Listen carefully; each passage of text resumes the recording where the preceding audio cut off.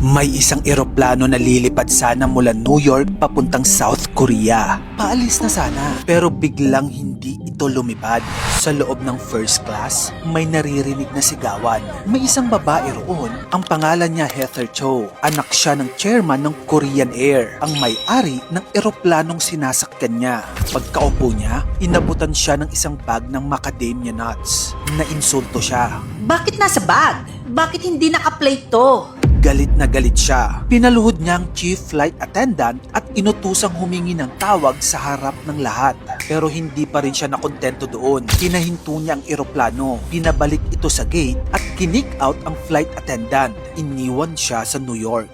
Dahil lang ito sa isang bag ng mani. Parang eksena sa pelikula, no? But this is a real life story. At hindi lang siya ang may ganitong kapangyarihan. Ang South Korea kasi, yung ekonomiya niya ay kinukontrol lang ng 5 pamilya. Ang 5 grupong ito ay bumubuo na sa halos 50% ng GDP ng bansa. Ang tawag sa mga Koreanong ito, chaebols. Ibig sabihin, napakalaki ng impluensya nila at kakabit ng kanilang power ang nakakagulat ng mga pang-aabuso. Paano ito nangyari? At paanong ang mga chaebols ang maaaring maging sanhi ng pagbagsak ng South Korea?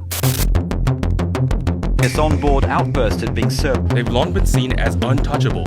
The power of South Korea's Pagkatapos ng Korean War, wasak na wasak ang South Korea. Kaya ang gobyerno nila noon nag-isip ng plano. Ang naisip nila, gumawa tayo ng sarili nating mga kumpanya para hindi na tayo umasa sa ibang bansa. Diyan nagsimulang lumaki ang kumpanyang tulad ng Samsung. Pero mas lalo silang lumaki nang magkaroon ng military coup at maupo si General Park Chung-hee. At ang general na ito, malaki ang plano niya. Gusto niyang pabilisin ang pagyaman ng South Korea. Alam mo bang ginawa niya? Pinili niya ang ilang malalaking kumpanya, which is ang tinatawag na chaebols, at doon niya ibinuhos ang pera at suporta ng gobyerno. At sa simula, gumana ito. Lumobo ang exports. Tumaas ang kita ng bawat tao. Mula sa sobrang hirap, naging industrial powerhouse ang South Korea. Pero may kapalit. Dahil nga sa pagbuhos ng gobyerno ng pera at suporta nila sa mga chaebols, sobrang lumaki ito na naging untouchables na sila. Sunod-sunod ang mga naging scandals ng mga chaebols.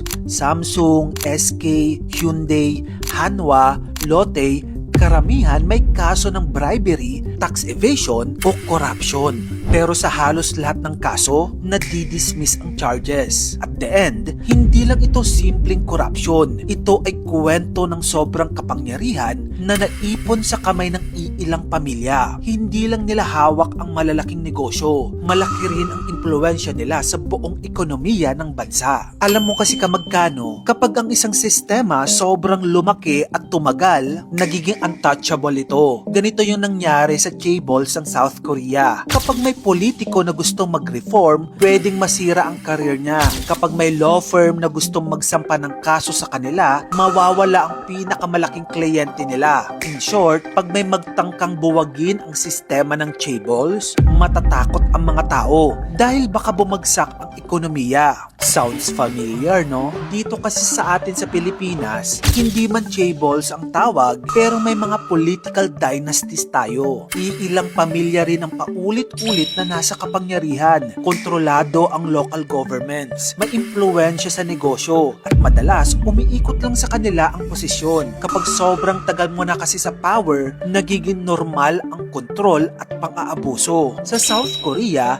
negosyo ang hawak ng iilang pamilya. Dito sa Pilipinas, politika. Magkaiba man ng anyo, pero pareho ang pattern. Konsentrasyon ng kapangyarihan sa iilang mga tao. At kapag ang power ay naipon lang sa iilang apelyido, matakot ka na. Kung gusto mo pa na magito pang awareness contents, dito lang yun sa channel ko, kaya follow ka na. Mag-subscribe ka na rin sa aking YouTube channel. Yun lang, maraming salamat sa panonood mga kamagkano.